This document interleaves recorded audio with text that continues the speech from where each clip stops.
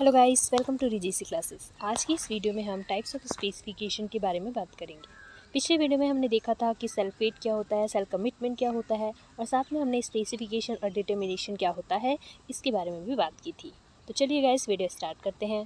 सबसे पहले आप वीडियो को लाइक कर दीजिए, चैनल को सब्सक्राइब कर दीजिए और ज़्यादा से ज़्यादा लोगों के साथ इसे शेयर कीजिए।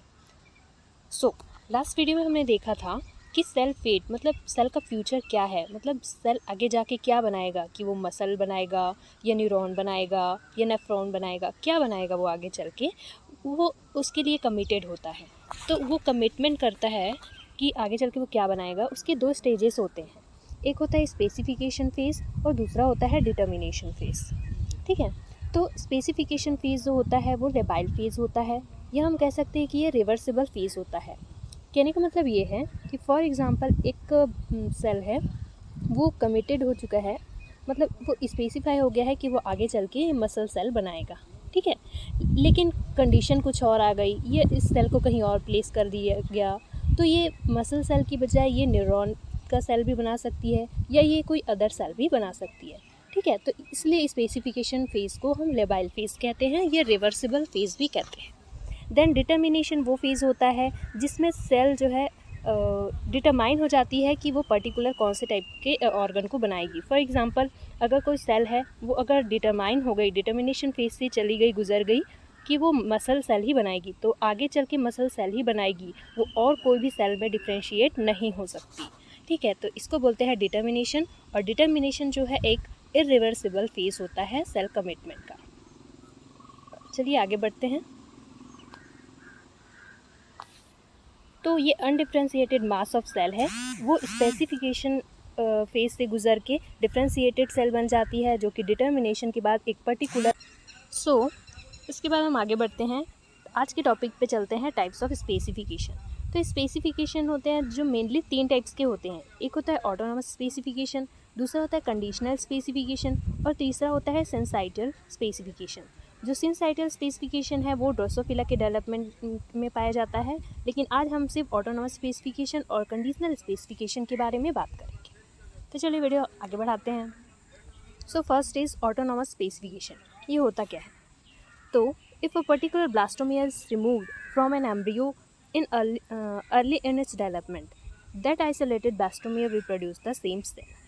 यहाँ पे ये कह रहा है कि अगर कोई ब्लास्टोमियर है, इसके डेवलपमेंट के अर्ली स्टेज में अगर हम इससे कोई सेल निकाल के अलग कर देते हैं, ठीक है, तो ये अगर ये जो ब्लास्टोमियर है ये आगे चलकर मसल बनाने वाली रही होगी। ठीक है, ये जो सेल है ये मसल बनाने वाली रही होगी, तो इसमें से हमने एक सेल को अलग कर दिया, निकाल दिया, तो फिर ये भी है आगे चलकर क्या बनाएगी, मसल ही बनाएगी। तो यही ये कहना चाह रहा है कि ब्लास्टोमियर से हम पर्टिकुलर सेल को रिमूव कर देंगे अर्ली स्टेज में उसके डेवलपमेंट के, तो वो आगे चलकर वही सेम सेल का फॉर्मेशन करेगी। Then next point is cell develop according to early fate. यही है कि पहले वो फ्यूचर में क्या बनना चाह रहा था वही बनेगा।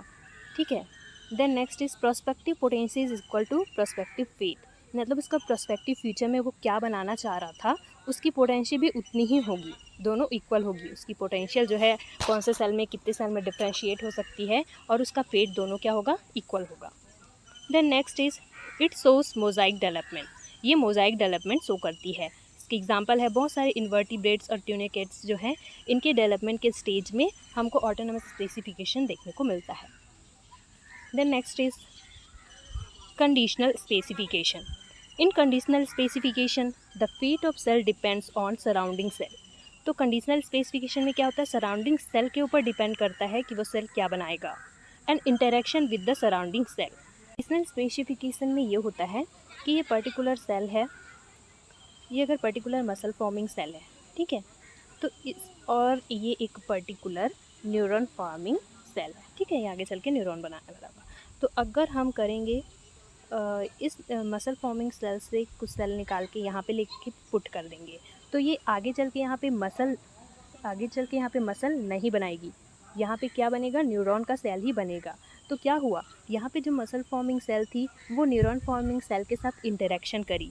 इंटरेक्शन करने के बाद जो है ये न्यूरॉन का फॉर्मेशन करती है। ठीक है, इसलिए यहाँ पे क्या सराउंडिंग सेल के ऊपर डिपेंड करती है कि सेल का फेट क्या होगा।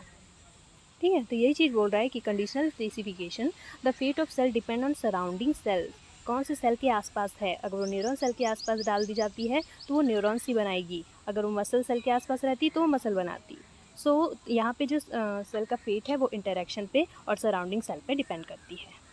Next point is relative position is important. यहाँ पे रिलेटिव पोजीशन इंपॉर्टेंट होती है कि जो सेल है हम लोग रिमूव करके उसको कहाँ पे प्लेस कर रहे हैं। ठीक है, then next is prospective potency is greater than prospective fate.